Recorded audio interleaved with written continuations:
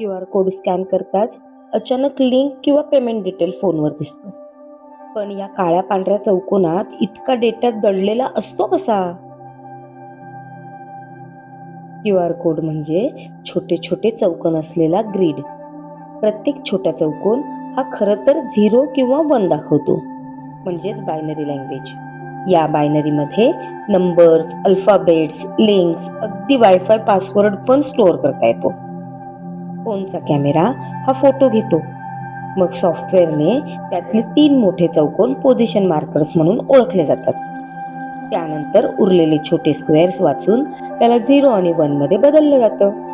त्या 0 आणि 1 चं डिकोडिंग केलं की ते आपल्याला टेक्स्ट, लिंक किंवा पेमेंट डिटेल्स मिळते. म्हणून QR कोड दिसायला साधा वाटतो, पण तो खूप मोठा डिजिटल लॉकर असतो. म्हणजेच QR कोड म्हणजे डोळ्यांना दिसणारा गुप्त बायनरी फाईल.